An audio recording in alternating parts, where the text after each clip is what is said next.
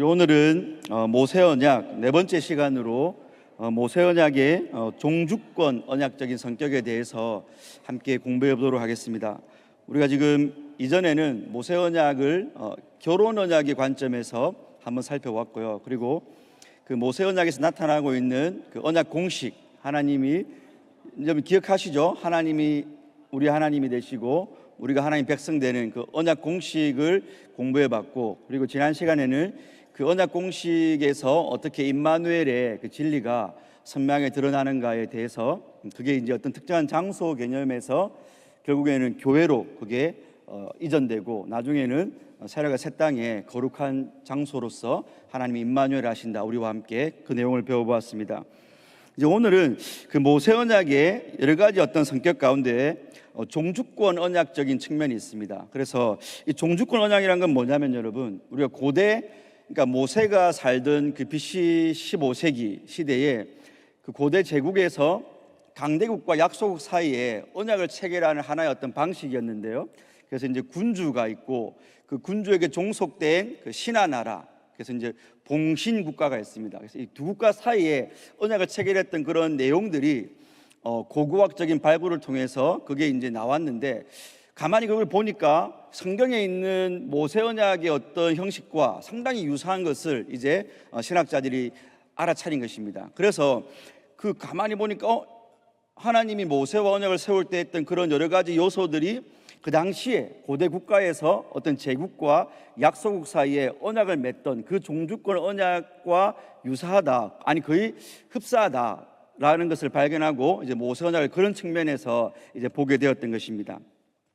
그래서 종주권 언약을 보시면 여러분, 성경에는 그 헷 족속이라고 하는, 우리가 이제 성경에는 그렇게 이제 헷 족속이라고 하니까 그냥 작은 약소 족속 같은 느낌이 드는데, 고고학적인 발견에 의하면 이 당시 이제 고대 근동 지방에서 이 헷 족속이 상당히 강한 제국 국가였습니다. 그래서 그 헷 족속이라고 하는 히타이트 족속, 히타이트 제국인데, 그 제국에 의해서 뭐 법률이라든지 아니면 뭐 군사 외교 여러 방면에서 상당히 지방 다른 나라들에게 영향을 미치는 그런 제국이었음을 고고학적으로 발견을 했거든요. 근데 그 히타이트 제국, 그러니까 성경에 헷 족속으로 나와 있는 그 제국의 점토를 하나 발견했는데, 그게 바로 이제 종주권 언약이 기록이 되어져 있었던 것입니다. 그래서 그 내용은 이렇습니다, 여러분. 사실 여러분 여담인데, 자유주의 신학자들은 하나님의 말씀을 영감으로 안 믿고, 그리고 이제 이 모세 오경을 모세가 기록다 믿지 않습니다. 그러니까 모세는 사실 14세기 사람인, 기원전 14세기 사람인데, 이거 모세 이름을 빌려가지고 후대에 뭐 기원전 6세기나 이때 사람들이 적은 것이다라고 이렇게 말을 했거든요. 근데 사실 이 고고학적 발견 때문에 그게 무너진 거였습니다. 왜냐하면 모세 신명기에 나와 있는 그 언약의 양식이 그 당시 기원전 16세기나 14세기 양식과 흡사했거든요. 사실 그래서 그런 면에서 자유주의 신학을 어떻게 보면 한 방 먹였던 거였죠, 여러분. 이건 바로 모세 시대에 모세가 기록한 게 맞다라는 것입니다. 후대 사람들이 나중에 이렇게 짜집기 한 문서가 아니라는 것이죠. 어쨌든 그래서 히타이트 조약의 그 내용을 보시면 여러분, 서문이 있고, 서문에는 이 조약을 맺는 주체가 누구인지를 보여줍니다. 당연히 성경의 모세 언약은 하나님이시죠. 그래서 우리가 모세 언약에 보면 나는 너의 하나님 여호와다라고 하나님이 자기를 이제 계시하시는 거죠.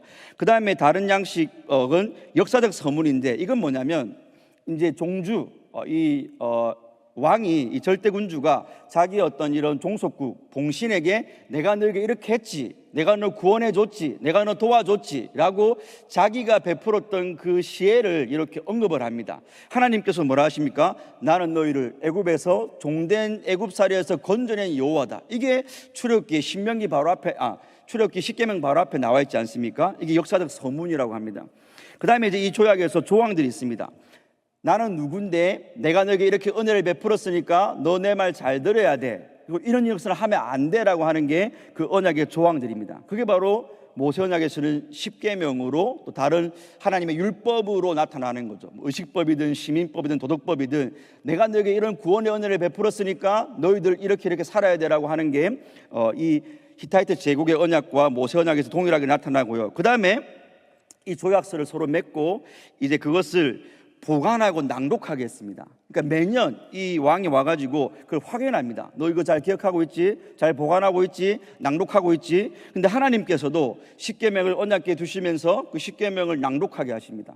여러분들 아시겠지만 나중에 이게 이스라엘이 신정국가가 되면 이게 얼마나 잘 안 지켜졌는지 알 수 있습니다. 그래서 나중에 요아스 왕 때 가가지고 우연히 하나님의 섭리 가운데 대제사장이 hil기야를 발견해가지고 요아스 왕이 어릴 때 개혁을 일으키거든요. 그 말은 그 전까지는 이스라엘 왕들이 하나님의 율법을 보관하고 낭독해야 되는데 그 의무를 다하지 않았다는 거죠.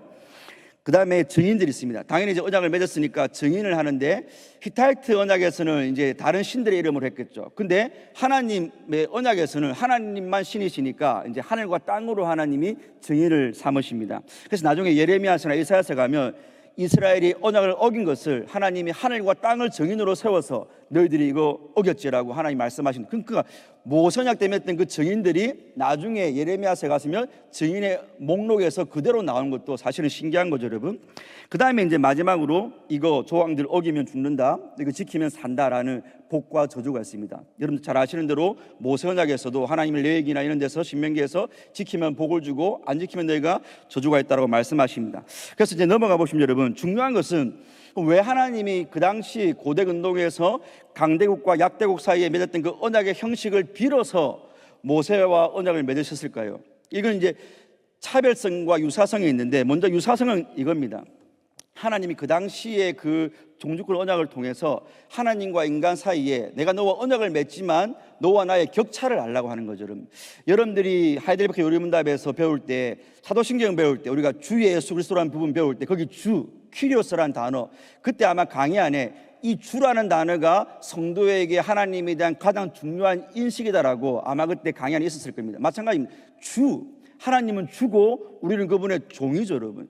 그 인식이 바로 종주권의 언약이에요. 우리는 하나님이 까라고 하면 까야 되고 순종하면 순종해야 되는 겁니다. 우리 그 인식을 이 언약의 체계를 통해서 알 수 있는 거죠. 그게 이제 유사성이라면, 차별성은 두 가지인데 여러분, 그 당시에 제국과 약소국 사이의 종주권의 언약은 일방적이 아니에요. 쌍무간에 어떤 뭔가 이 은혜를 베풀었기 때문에 그들의 의무를 졌지만, 그리고 그 약소국이 그걸 지켜야 됐지만, 이 하나님의 언약에서는 하나님이 맺고 하나님이 일방적으로 다 하시는 거죠. 하나님 은혜를 줘가지고, 그러니까 약소국이 할 수 있도록 또 해주시고, 하나님은 자기 백성에게 은혜를 주셔서 언약이 성취될 수 있도록 하나님의 일방적인 언약 가운데 이 언약이 진행되기 때문에 그 고대 근동의 언약과는 이게 차별성이고, 두 번째는 이게 더 중요한데요, 고대 근동의 히타이트 조약은 힘의 원리죠, 여러분.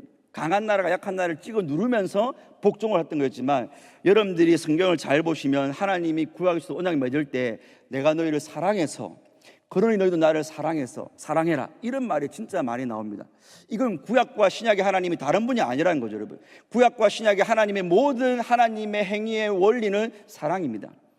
이 하나님이 이렇게 주로서 우리와 언약을 맺으시지만 그 언약의 기저에 하나님의 근원의 마음에는 여러분을 사랑하는, 그러니까 너희도 나를 사랑해라라고, 사랑해서 언약을 맺자라고, 어떻게 말하면 사랑의 언약인 것입니다. 그래서 이런 고대 근동의 언약을 갖고 오셨지만 이런 공통적인 부분도 있지만 당연히 다른 부분도 있는 거죠. 근데 그게 바로 하나님이 일방적으로 성취하신다는 것과 그 하나님의 언약에는 사랑이 깔려 있다, 우리 사실을 잊으시면 안 될 것 같습니다. 그리고 우리가 그 사랑을 알고 그 사랑에서 격발되어 나오는 순종을 하나님이 원하십니다. 그게 바로 율법의 두 가지 계명 핵심이지 않습니까? 하나님을 사랑하고 이웃을 사랑하는, 그러면 율법을 다 지킨 거다라고 지금 말씀하신 거 우리 기억하시면 좋겠습니다.